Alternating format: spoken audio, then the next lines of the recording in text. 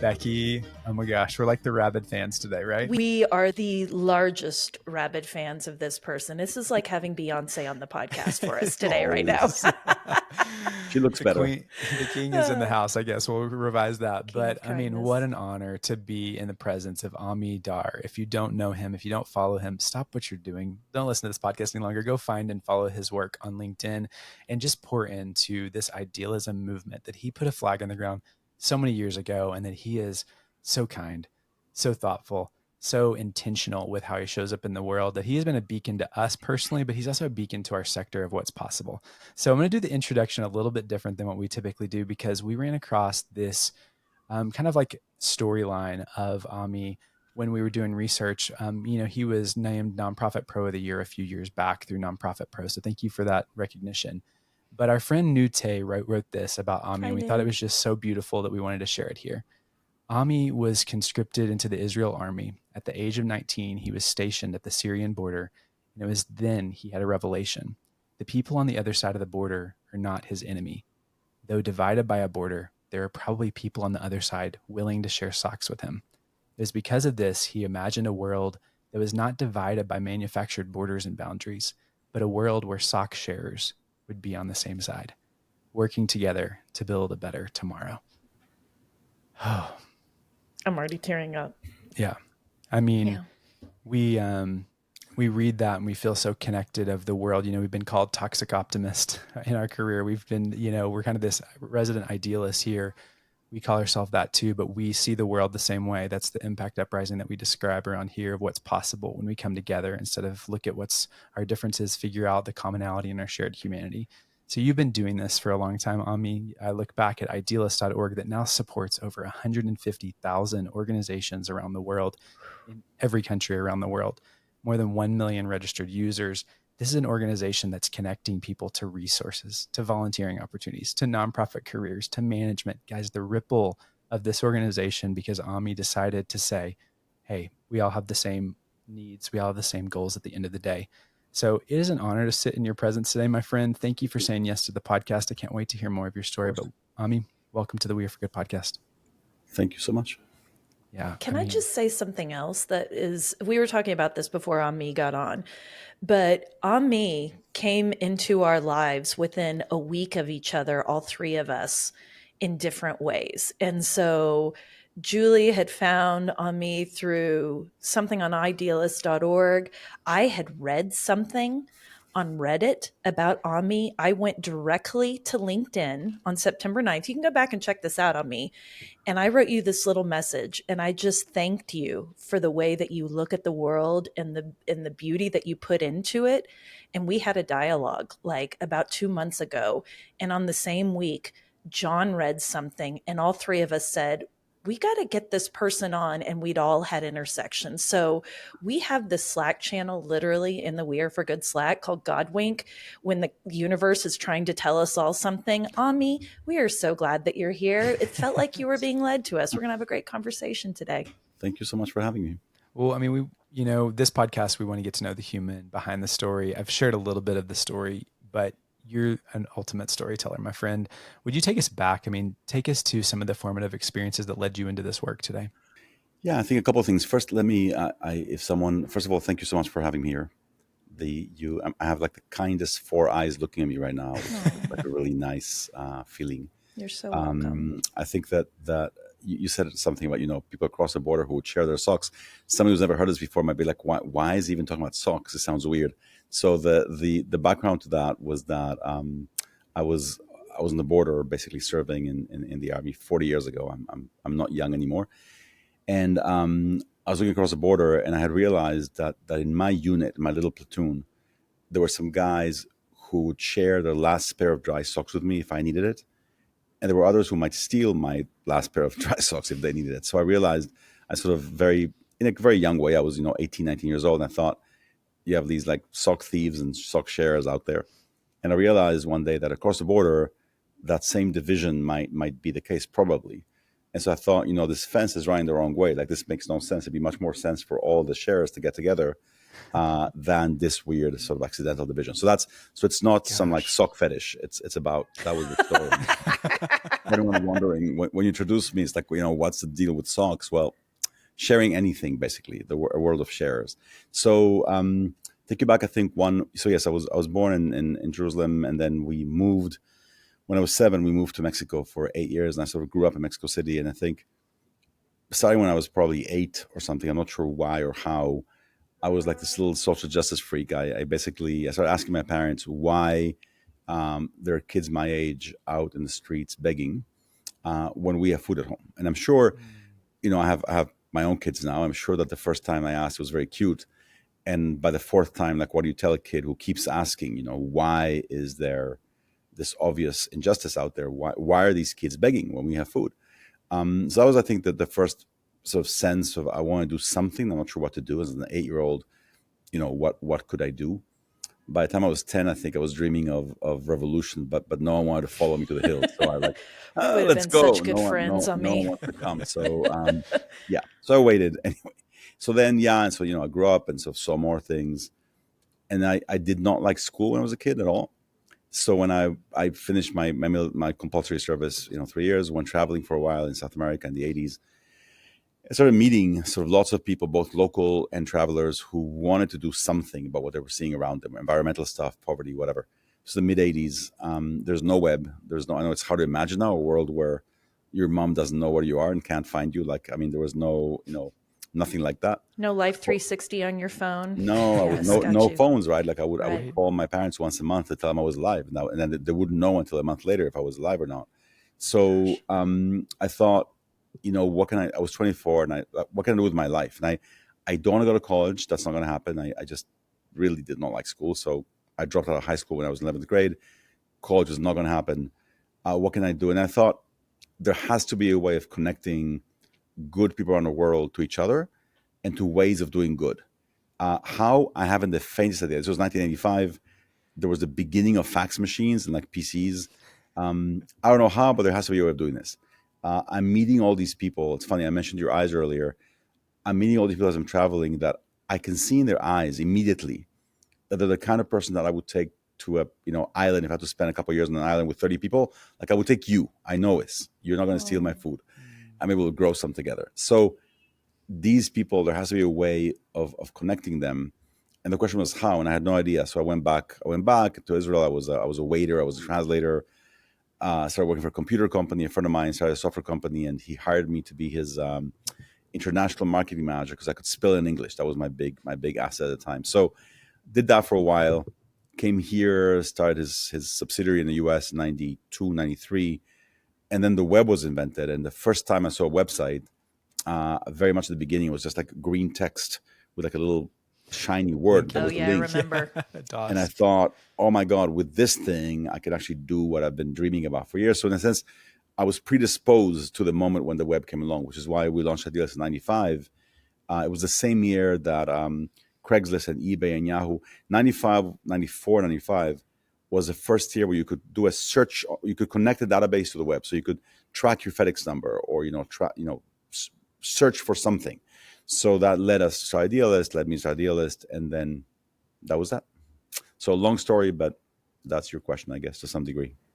It's like you were literally building the network before there was a digital network. And that's what I love so much about the idealist story. And P.S., I'm totally, as you're talking, I'm hearing the AOL dial up, Yeah, the like key, the going, lightning like strike happening. putting in the Ask Jeeves, like, how do It I was do that impact world. It work, was exactly that with world. people? We were But trying to get funding for it, and it was very hard. And a friend told me, you're trying to sell the idea of TV guide to people who don't know what a television is.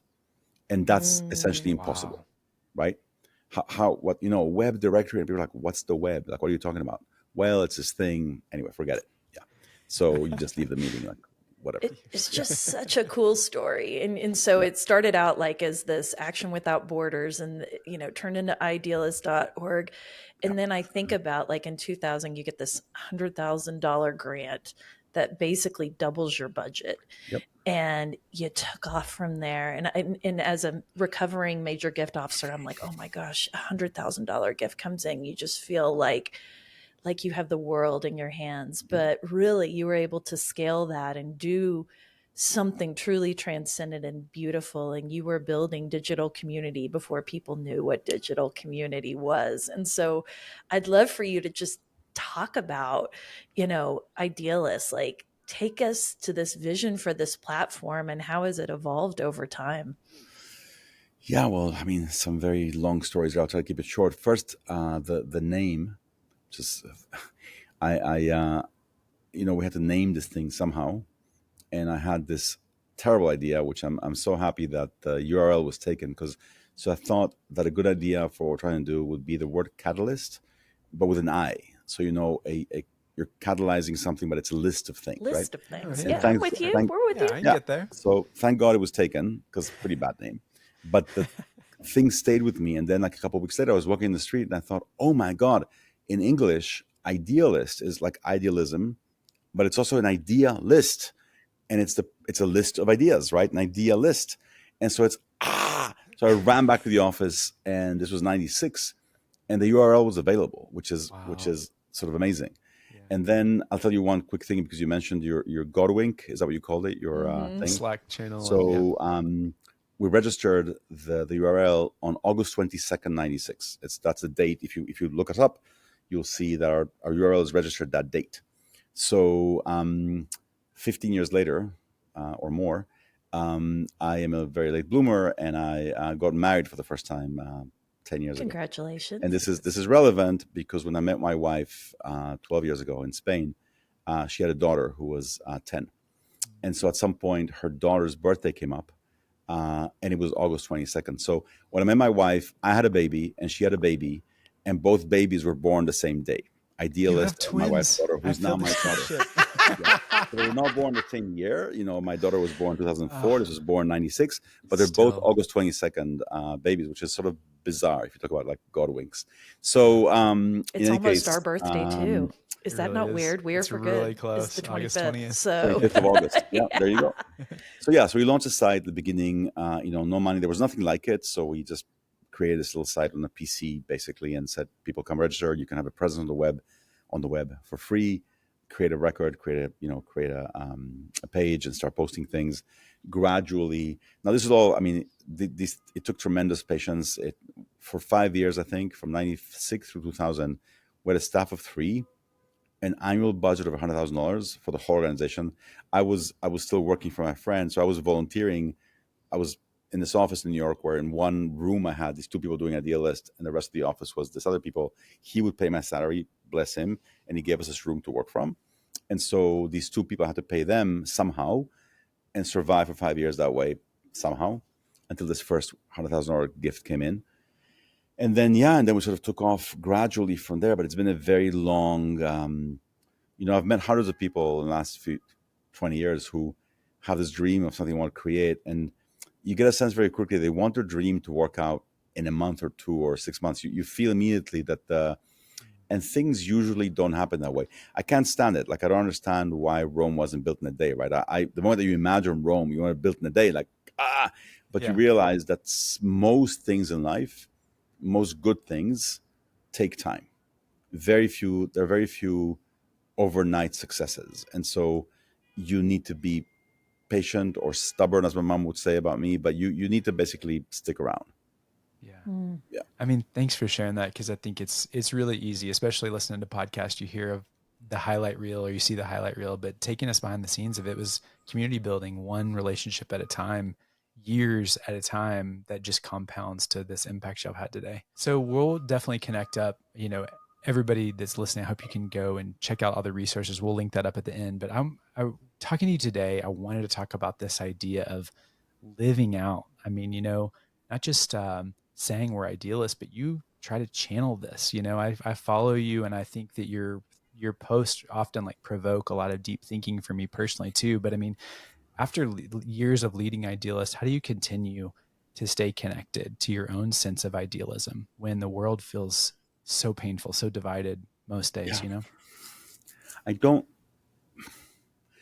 don't know that I have a choice. In other words, it's funny if I look at Becky and I say, Becky, you've had a long life so far. I mean, you've been around for a while. how do you continue being a woman? I mean, like, how do you do this? Like, how do you not get up and like, and it's like, it's just who Becky is, right? This is who you are, right? And I Yeah. think that in my case, it's like asking a writer, what do you write, or asking, it's just, I can't imagine myself being different. Some days are very hard. I mean, this past year, with what's happening in Israel and Gaza, Yes. I've been also much more active on social media than before, just to keep my sanity. I began tweeting a year ago in a way that I never did before. Some posts on LinkedIn here and there, and it's hard.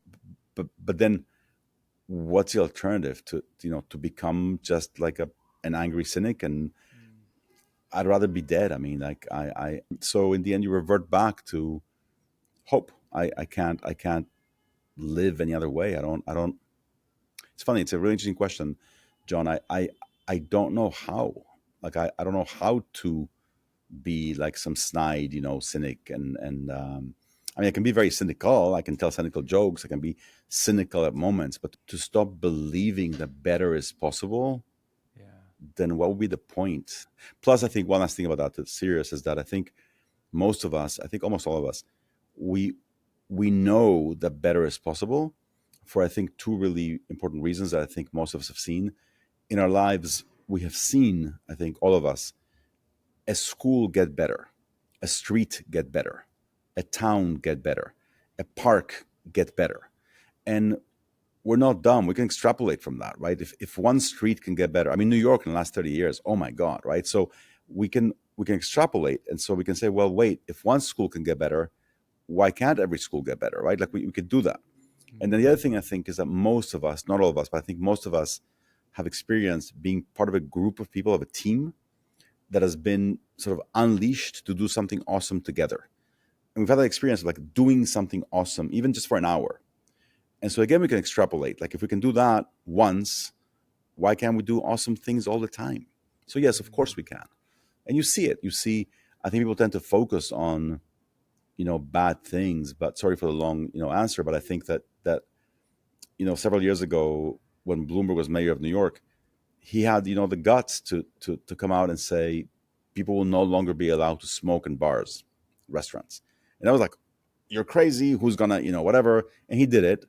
And now all over the world, you go to a bar or restaurant in many places and people don't smoke anymore. And it's awesome. And like that changed, right? So of course change is possible. We just need to focus on also what's good. The news tend to focus on what's bad, and that takes us down. But we need to look around and like there's so much beauty, there's so much good. Anyway, enough with the preaching. But yeah, there is Stay in a that lot of good out pulpit. there. It's I so was good. going to say, like, how often do we just get to sit here and talk about how revolutionary and understated kindness, civility, and hope are? Because it's easy to be a cynic right now. It's really easy. But like, I got to take us back to like the North Star of We Are for Good, which is an impact uprising. And it's this belief that if we can get more people involved in the act of generosity, philanthropy, helping in some way, not only is it going to benefit the person on the back end, but it benefits us, y'all. Like there are literal physical, emotional, mental positive effects to this. And I want to keep going on this because I do think that inspiring idealism is not just like your legacy. I think it's something that all of us can own as a legacy, and it Sure. requires choosing those things. So you are on this, what we would call like this revolution to really build a global coalition of the kind Mhm. and of the responsible. And you shared kind of like with everything that's happening around the world, it's time for the world's idealists to come together, to rise up and to unite. And I want you to talk about this vision of building this global coalition and how can we be a part of it? And P.S., I'm at the front of that line, little 8-year-old Becky, who Be the also does parade not marshal. understand why people don't have enough to eat or clean socks. Like I think of this movement as being the young and the old and everyone in between. Talk to us about it. Yeah, so this is really what I said has driven me since the very beginning, right? Like I said, I was 24, and I thought, how can you connect good people to each other and to doing good? I mean, that was the thing, and I think that in fact most people, it's fascinating. there's some things that everyone has in common, right? So, for example, every human being I've ever met wants to be respected. Even the most disrespectful people want to be respected, right? So it's funny. Like everyone wants to be treated well, even those who don't treat others very well, right? Um, those who cut in line don't like it when other people cut in line. Like it's a weird like people. Yeah, no one. I mean, there are things that Yeah. everyone hates, right? So I think that given the opportunity, people very often will do the right thing. And I think just to close the thought from earlier, I think the way, and I don't complain about this anymore, just the way it is. The media, of course, the newspapers, the media, they have to focus on exceptional events. That's their job, right? So a headline that would say, 40,000 airplanes landed safely yesterday will be a very weird headline. The headline that would happen is a plane crashed yesterday somewhere in the world, right? When that happens. And yet 40,000 airplanes landed safely is the reality. I mean, the reality is that, 3 million people took the subway this morning in a hot day, not today, but in the summer, and there wasn't one single fight among them. 3 million people sweating and no one had a fight. Like, oh my God, like, it's like an astonishing human achievement, right? So lots and lots is possible. So what are we trying to do? So I think, yes, start at idealist.org, build this website, but I think we can do much, much, much, much more than that. And I'll send you something at some point. I'll send you something soon to take a look at it. And it's a 10-minute presentation you can sort of read and maybe link to when you publish this. But basically, after lots and lots of years of obsessing about this, it's come down to, I think, something that can be described in 3 sentences. I feel that, so just again, one step back, the challenge comes down to agreement, right? What can we all, or many of us, agree on? When human beings agree on something, you can do amazing stuff, right? If we all agree to go out and clean the streets tomorrow, we'll do that, right? If we all agree to elect Becky governor of Oklahoma, well, then we'll work on that and we'll make it happen. Agreement releases energy. The problem, though, of course, is that the world is very diverse, and so it's difficult to come to agreement on many things. And what I believe, is that if many of us can agree on just 3 very simple things, we can unleash something amazing. The first thing is conceptual. It's just a very simple set of values. The idea that we would all like to build a world where more people, or all people, can lead free and dignified lives. So more freedom and more dignity for more people. Yes. And that we want to do that in a spirit of generosity and respect. So respect, generosity, dignity, and freedom as starting values. You can add to that joy and peace and unity and many other things, but it feels like we've been experimenting with it for a long time. A world of more freedom and more dignity with respect and generosity. That seems to draw great people and also draw the best in them. So that's like a big vision. Second, a very like technical, practical thing, declaring that one day a month, you know how in the US, just take an example, any date. In the US, March 7th, 3-7 is March 7th. In Britain or in Europe, it's actually July 3rd, right? Mhm. Yeah. The only days of the year where that's not true are 3-3, 4-4, 5-5, 6-6. We noticed that a few years ago. So we're going to grab those 12 days of the year, 1-1 through 12-12. We're going to call them Idealist days.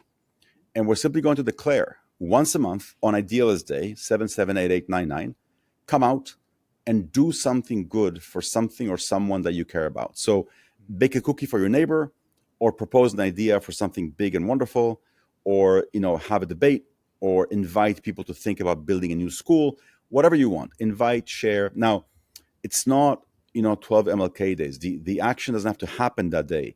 It's one day a month to celebrate and shine a light on everything that is happening and propose more, right? So give you a simple example, media. You guys have a television station in Oklahoma.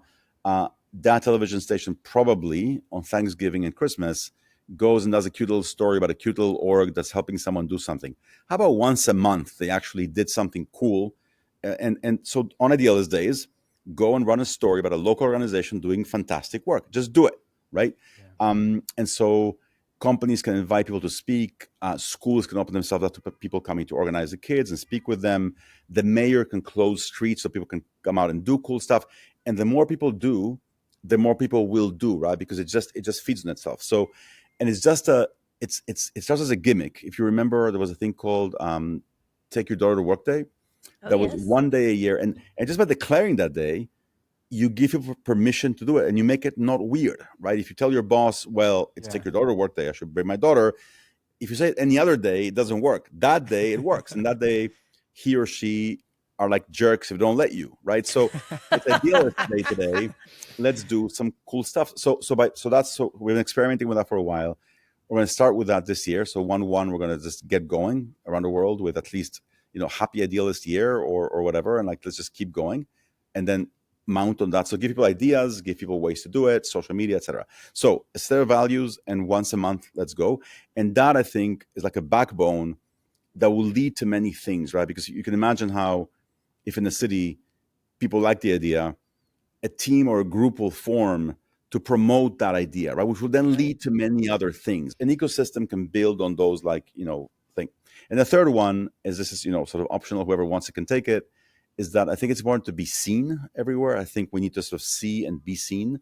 And so we're going to take this this little sort of logo that we've been playing with for a long time now, and we're going to tell people this is your logo. Essentially, take it, this yellow, green and blue circle, and do whatever you want with it. Basically, you're doing some cool stuff. That logo can sort of represent freedom and dignity, and it can also represent action on those days. Use it, take it, paint it on a wall, wear it, tattoo it, do whatever you want, basically representing this movement of idealism coming together. So 3 simple things: segment of values, a monthly day of action and celebration, and a way to be seen and to be shown doing that without needing words, right? You can see somebody anywhere in the world flashing that sign, and you know that they were one of you and you're one of them. So that's where we're going next, I hope. Well, that's where we want to go next. Okay. As your marketer disguised as fundraiser, resident graphic designer, I'm so here for this. I think if it's like almost like looking at the clock and it's the 11:11 make a wish. It's like you see that date on your calendar, and I do think over time, as people understand and recognize that, it does trigger something in you to be like, oh, Yep. how can I channel this moment of kindness right now? So love the way that you're really integrating. I'm curious what you think about how do you see young people coming into this movement, future leaders? How are you really passing the baton? I mean, some of these ideas are you already open hand to this, but how can we inspire young leaders to embrace this idea of idealism in their own working lives? Yeah. I think for young people, especially if I think of really young people, so all the way down to basically high school, middle school even, but certainly, college, I think that all over the world, in almost all cases, young people are incredibly underestimated. I think once in a while, Agreed. a young person gets an opportunity to do something amazing. It happens in emergencies. It happens in maybe like, you know, political campaigns that don't have a lot of money. So they get some intern who's 17 and the intern starts running everything. Young people can do amazing stuff. And you see it wherever they're given opportunities. It's interesting, uh, I had many years ago, I had a girlfriend who had a 12-year-old son, and he was playing one of those big video games that they play, with lots of people together. Mhm. And I asked him, I don't play that. I'm not a gamer. And I sat beside him to sort of watch him playing, and it was incredibly complex. And I imagine having the thought, like he was choosing from 100 different swords and shields and all these amazing stuff. And I thought to myself, someone has decided this 12-year-old is too young or too immature to learn about to learn something. And this kid has mastered this thing that is so much more complex than the US government. And so I think truly, I mean, it is truly, it has hundreds of moving parts conceptually, right? And these kids completely are on top of this stuff, and they get dismissed. They get we used to get many more now. I mean, we used to get calls and emails from people who basically say, I'd love to volunteer and help out. I'm 16. I was told to come back when I'm an adult. Like they just and there's no way, I think, in most cases for kids to actually feel they can make a difference. Or there's another thing that happens to them, which is also horrible. They get shunted off to youth work, go work with other youths. Yeah. And no, I actually want to change climate change. I don't want to work with other kids about kid stuff. So I think that opening this up and saying, no matter where you are, no matter how old you are, no matter you can actually do something that day as well, in school or wherever you want. I mean, now I know I look old. I am old. It's a long story, as I said earlier. But now I have a 20-year-old daughter who I said I met my wife. She had a 10-year-old. Now she's 20, and we have a 4-year-old now as well, which is a longer story. Oh, Yeah.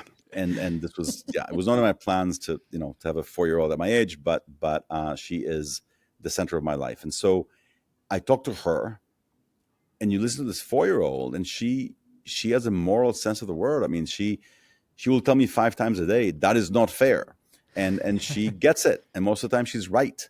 And so I think that kids can absolutely make a difference. Anyway, long answer. I think that lots of opportunities for kids to suggesting. Also, sometimes cliches are cliches because they're true. The future is theirs. In 2050, I'll be either long gone or 89. She'll be 30. I mean, the future is hers, and so she should have a huge ownership stake in forming the future that she'll have to live in. So yeah, they should be invited and given the tools to do lots of cool things. I agree with you 100%. And we have been hanging our shingle on the fact that we believe not just Gen Z, but Gen Alpha. I have a daughter that's, in that same age range as yours. And there is something about this age range, y'all, that is to me the great unlock of idealism, of justice, of love, and the way that they are able to take these like basic principles, respect, you talk about that integrity that we've taught them, and turn them back on us in Yeah. questions. And I got to shout out a couple of organizations who are taking kids and using them to do incredible things in the world. I think of In a Perfect World Foundation mobilizing kids. I think about Miracle Messages out of San Francisco, the 776 Foundation, who is taking fellows from age 18 to 22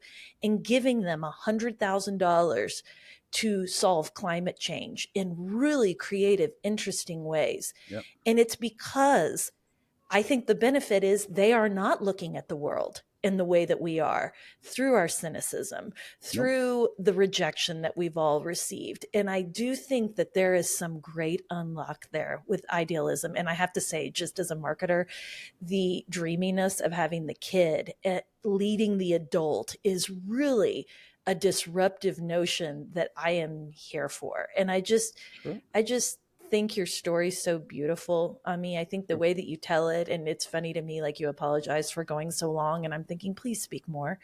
Please keep going and double clicking on that. But we really do honor story here, and we believe that storytelling is the heartbeat of connection. It's the thing that helps us relate.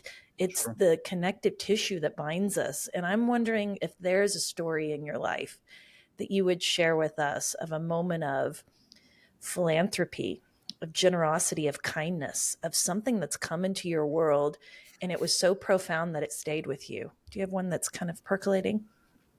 I think I want to say 2 things. One, just to complete the thing from earlier about the kids.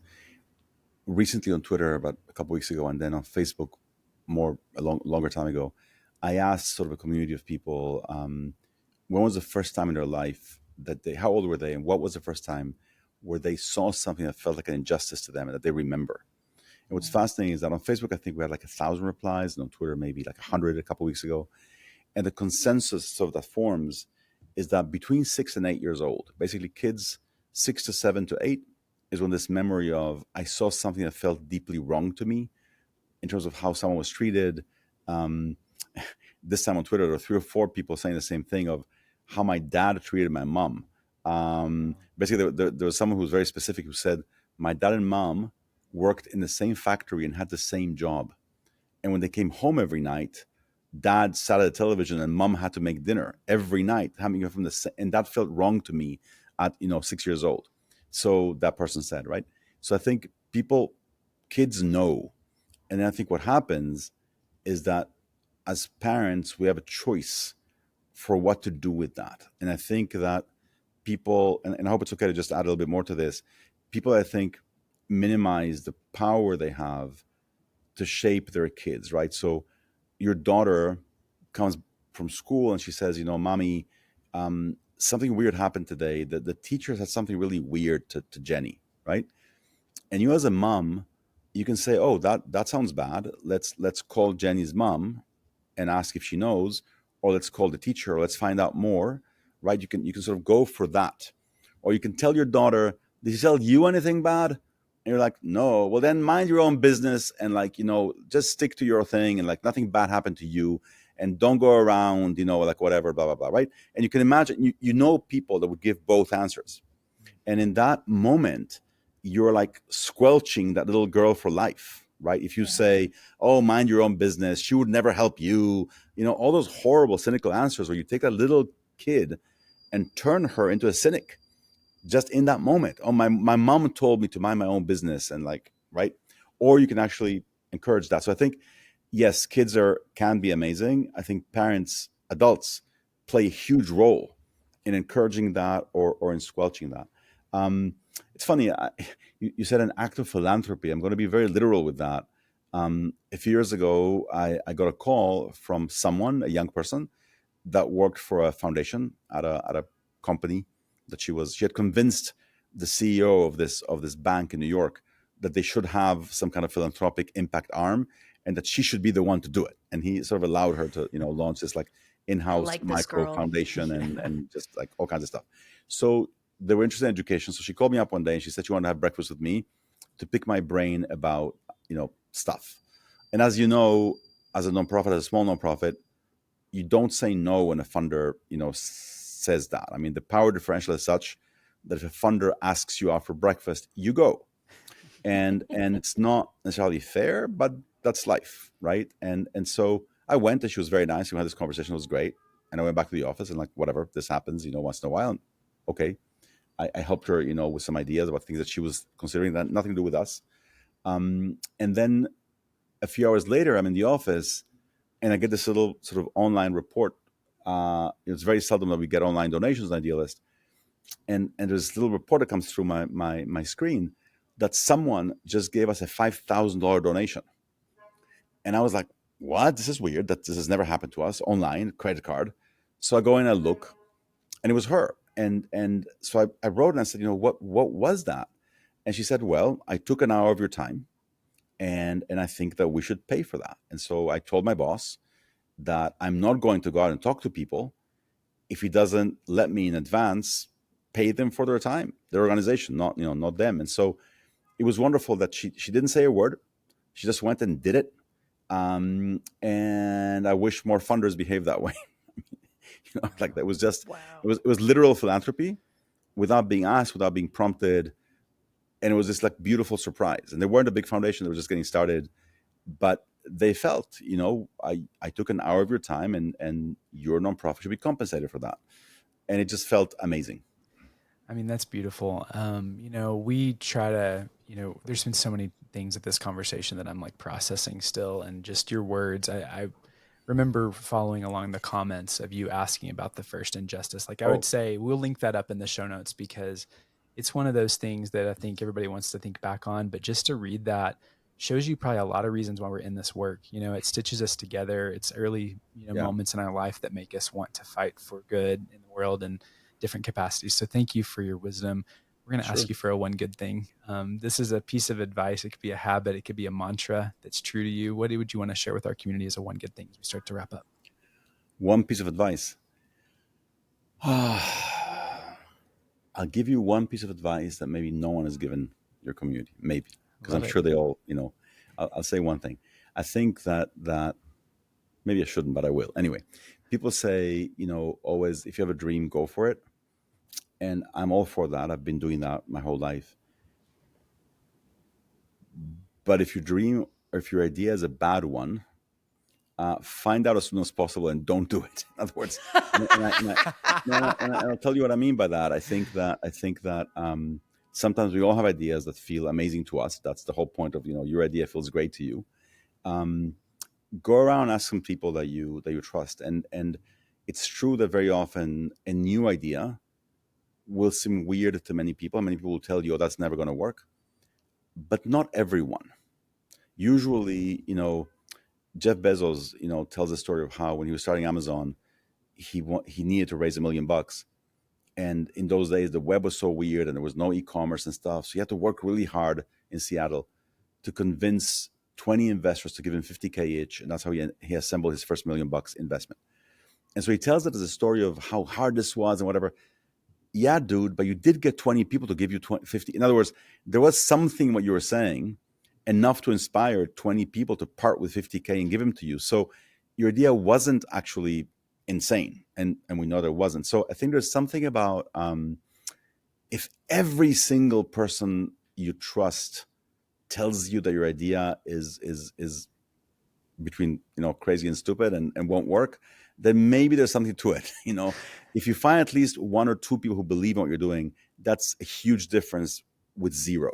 And so there are many ideas out there, and pursue the ones that seem great to you, but don't also waste too much time pursuing something that maybe won't work. That's one. Now I'll add a positive note to that, which is I think that if you have an idea, way too often people spend lots of time figuring out how to fund it before doing anything, right? So, for example, if you want to start a mentoring program for girls in Oklahoma, it's like, well, I'd love to have 100 girls get mentored, so we need to raise $1 million, and if we don't raise $1 million, we can't do it.